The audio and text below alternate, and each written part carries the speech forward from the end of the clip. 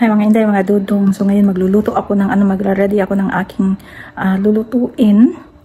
So para lunch kasi dadalhan ko ng lunch yung asawa ko sa trabaho bago ko pick upin si Stacy. Tapos kukuhanin ko kasi yung transfer form or form for transfer para kay Stacy sa kabilang school kasi maglilipat siya ng school. Kukunin ko pa doon. So hatiran ko na lang si Eric ng pagkain. So pag nakasalang ang ating labada, walang tigil na labada ba. Kasi ngayon mga intay, may delivery ako ng mga puno doon sa sa kinuha in order na Eric nung nagpunta kami ng Sacramento. So nandoon ngayon siya i-deliver. Mga 11:15 ang delivery. Dadating daw sila ng 11:15. So tingnan natin mga loves. Ayan, so magluluto muna ako mga inday dahil malapit na yung oras ng sinabi ng tao nung may-ari. Tapos ito mga inday, ilalaga ko muna yung chicken. May lemongrass siya sa ilalim. Tapos may salt and seasonings. So ayan, ilalaga ko muna siya para half cook siya mga inday, para juicy siya sa loob. Bago ko siya ipiprito. Hindi ko siya lalagyan ng harina or kung ano-anong mga flour siya na pambalot niya. Yun lang, yung seasonings lang. Yan. Tapos ito naman mga inday, ay nilagyan ko siya ng yung seasonings, black pepper, garlic powder, nilagyan ko din siya, at saka lemon juice, at saka lemon zest. So yun yung ipang babalot ko sa chicken, na half-cooked chicken bago ko siya ipiprito mga loves. Parang imamarinate ko siya dyan, tapos bago ipiprito. Yan.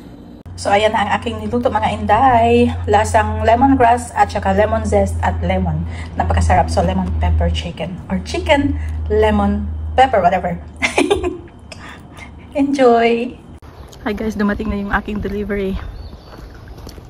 Fruit trees deliveries. Ayan. Ito yung mangga. Matamis daw yan mga inday. So nagbiyahe sila dito 2 hours and a half para i-deliver yung aking mga tanim na gift ni Eric sa akin nung ako ng aking citizenship. Ayan mga loves. So apple, green apple, may bunga na. So limit mga loves, 1,500. 1,500 ang bibilhin mo, free delivery siya. Ayan. Tapos itong paminta ko, ayan, ang paminta, free yan siya.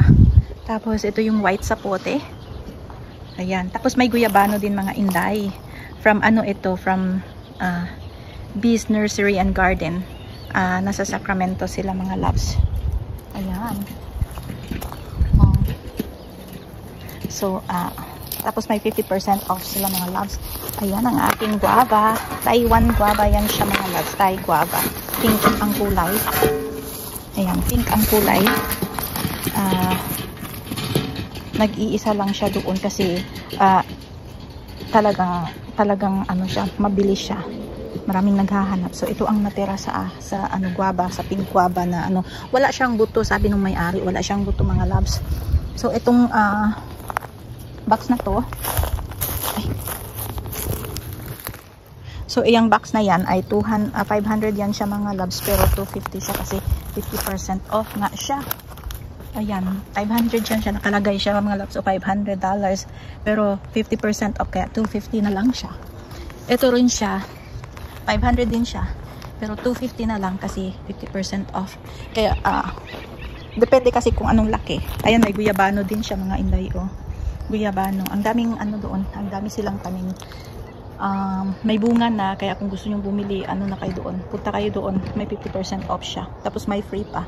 Kasi kung 5 ang bibilhin mong tanim or fruit trees, 5 ang bibilhin mo, may 1 free sila mga loves. 1 plant nga free sila. So ito 5. Ayan ang avocado mga loves. So 5 boxes ang bibilhin mo, may 1 free sila mga loves. Yeah. It fell off. It's sweet, even it's very little.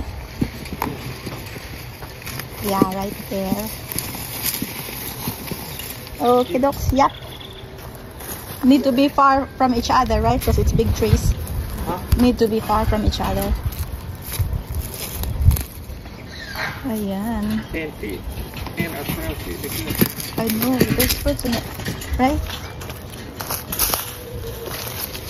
Oh, may bunga na siya mga inday. Ayan, hindi ko alam kung ilang feet, 10 feet yata. Sabi nung may-ari, 10 feet. So, 1,000 siya mga loves. Ayan, $1,000 siya. Pero, kasi nga may bunga na at malaki. At saka, depende kasi kung anong, ilang galon ang pot niya. Ayan, tapos may bunga na siya mga inday. Oh. Ayan, ang laki ng bunga. So, ito ang binili ko kasi ang mahal ng avocado ngayon. Grabe. So, 500 na lang siya mga inday.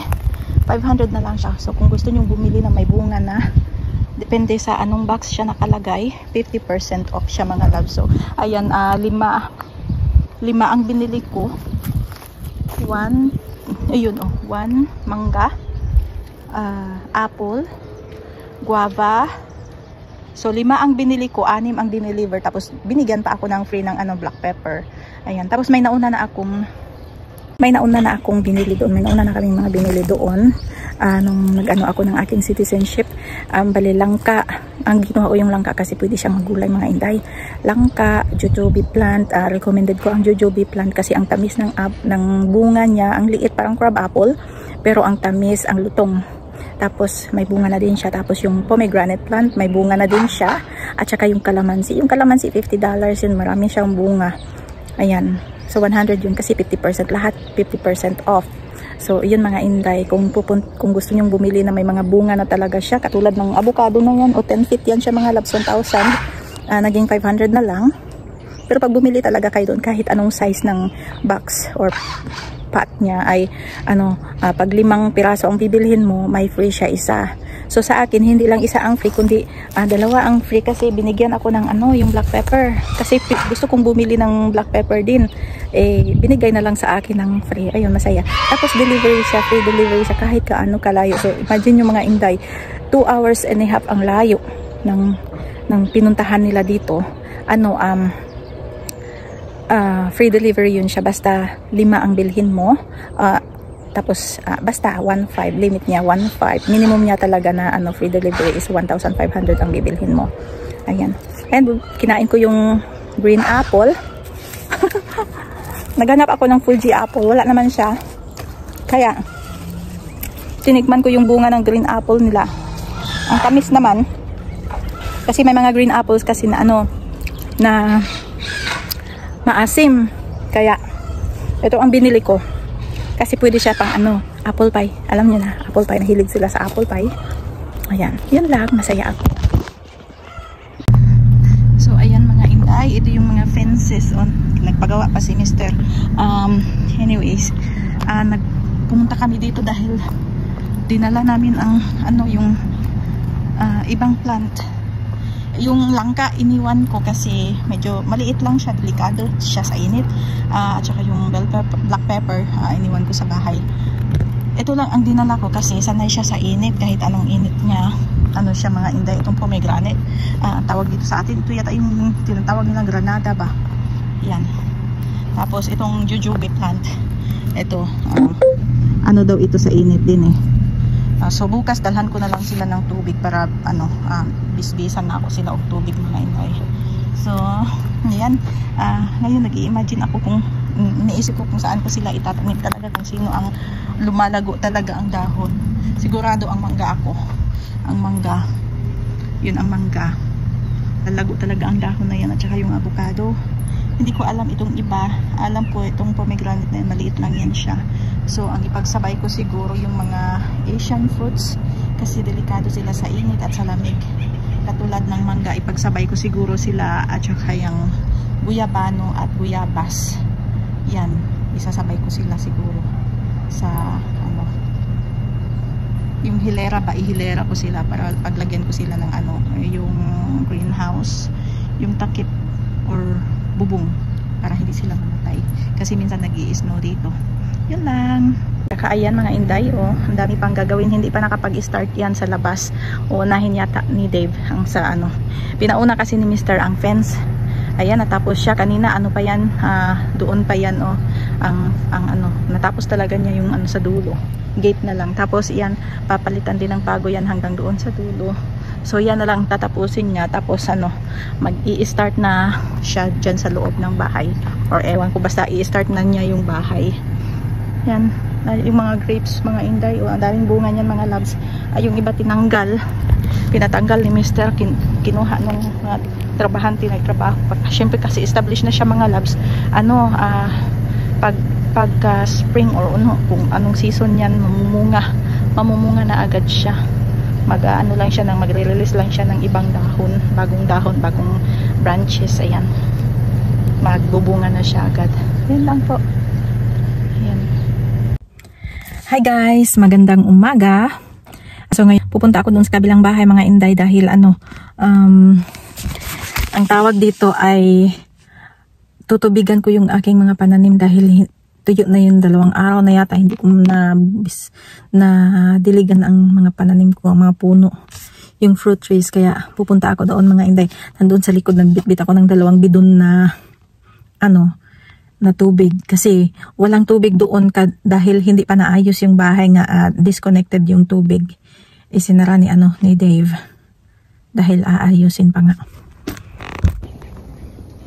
Ayan mga inday, di ta sa atuan kuan.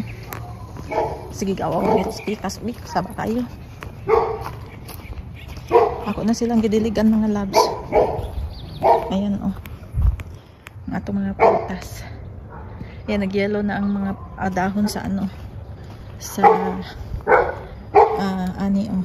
kay mga laglag na siya baka ni sa pomegranate.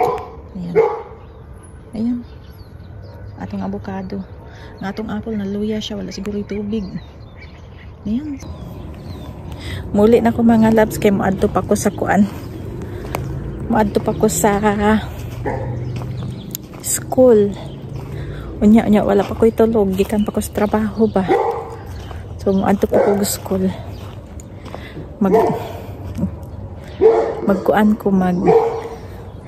Maghatod ko sa enrollment form ni Basotsot. Saba kayong iro sa pikas baliog, iaw-aw ko, madlo ko baka makaambak. Baka makaambak sa sa koral, pero hinigtan man siguro. Baka makaambak sa koral ba unya pakantag di sa oras. Ay wala pa diri ang trabahante nga magpanday sa sa koral. Ayan napit na nahuman. Yan. Sige mga inday, muli na ta. Kaya matulog pa ko. Bye! You don't have to change for anyone. Smile! Just be yourself. That's more than enough. Be yourself. Don't fade away. Even diamonds start in clay. You're the light. So ayan guys ang aming nagawa. Pinag-ano ko siya, naggumawa ako ng mga maliliit na pile ng basura para inihanda ko siya para sunugin. So hindi agad-agad namin masunog yan mga inday. Hindi pa ako tapos sa paglilinis dahil ang dami mga loves. So ang iba dyan ay ilalagay ko sa gawin kong compost ba. So hindi pa basta-bastang matapos yan dahil hihingi pa ng permiso si Mr. sa city para magsunog kami ng mga basura. You don't need to fit the frame. You're the art, you're not the shame. You were never too much, never too loud. Don't shrink to make them proud. You're gold in every tone, and you were never